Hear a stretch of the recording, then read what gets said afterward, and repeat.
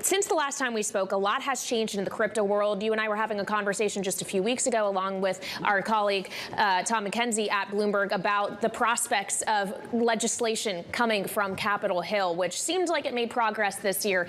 Now it's a giant question mark, post-midterms considered as well. What do you think the odds are that Congress is going to be able to move on this in the near term, or is now everyone going to be a little frightened about the prospect?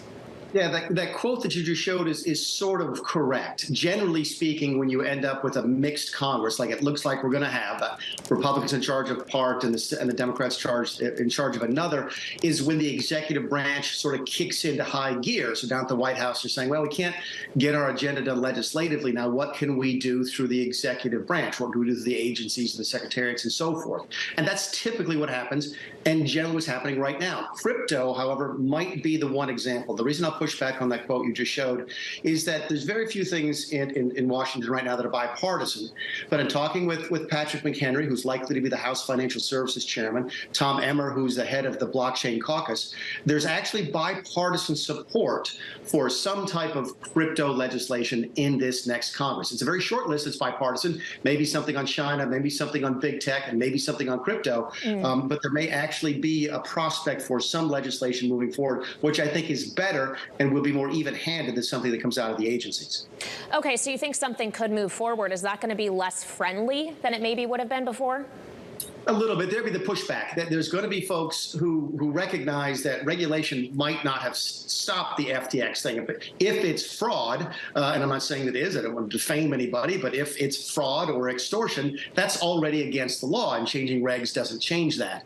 But there are people who want to pull back on crypto, and they will see this as an opportunity. Washington, D.C., both parties know the old maxim, don't let a crisis go to waste. So there are people who don't like crypto who are going to see this as an opportunity to try and get something on the books that is more restrictive than it needs to be. But I still think that center of gravity is that this is bipartisan. It's not been associated with one part or the other yet. It's not ultra politicized like so many things are in Washington. And you might get a decent piece of legislation in the next 18 months. We were just talking to the leader of a DeFi platform, and a lot of people maybe don't know that after you served South Carolina and then the United States of America, you have been advising as a strategic advisor, I think, to the Astra protocol, a DeFi platform as well, with a token. ASTR is the symbol.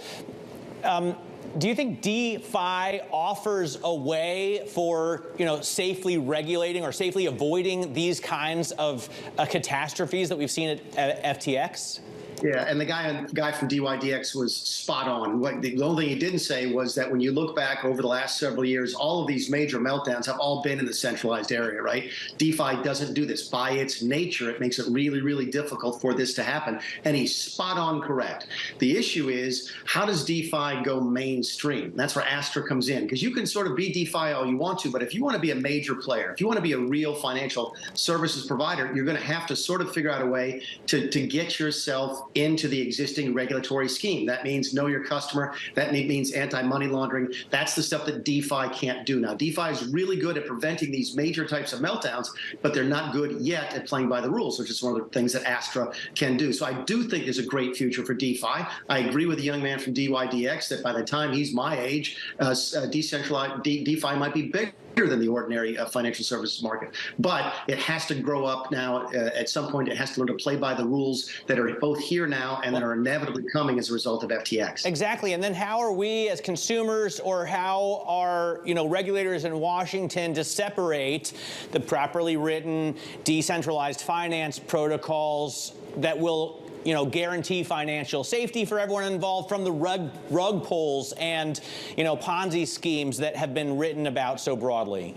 And how do you keep, more importantly, I think your question is this: how do you keep from doing the wrong type of regulation? The industry's been asking for regulation since I started the Blockchain Caucus in 2013, believe it or not. We were just looking for guidance on what is crypto? What type of asset is it? We've been asking that question now for almost 10 years. I think your question is that how do we make sure the regs that we get and that the industry needs are the ones that promote stability, promote growth, and don't retard the industry. I do think there's a chance for that. There's not a lot of people on the Hill who understand this space, but there's enough now, thanks in large part to the industry outreach, to sort of understand what's going on, to make sure that we don't screw this up too badly. Again, am I being too optimistic? Maybe, but I know a little bit about Washington. I do think it's a chance to do this properly.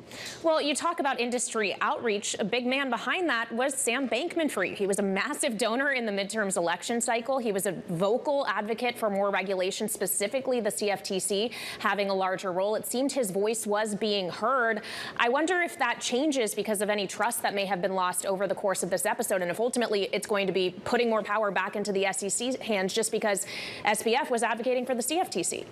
That's real. There's no question about that's just human nature, right? If you lie to me or you try to sell me something, then you end up, being a complete, criminal, then I'm not likely to believe you again next time. That probably makes sense. But the reason I'm a little bit more sanguine about that is that, Sam was on the Hill a lot. He got a lot of the attention because he's one of those types of personalities, right? There's folks on the Hill every single day trying to educate their individual member of Congress, their chiefs of staff, the staff folks. There's a group called the Digital Chamber of Commerce that I've actually been involved with now for several years, in some ways since their founding, that are doing this outreach every single day. We're doing a decent job as an industry. The industry is growing up. There was a bill, I think, 2 years ago that we were working on in the Senate, and somebody wrote me and said, I want you to go tell Senator Portman to go F himself. And you know what? That's just how it works in Washington, D.C. You have to sort of recognize that you want to be a more mature industry, and DeFi and crypto blockchain are getting there, and I think it's going to serve them well in the long run.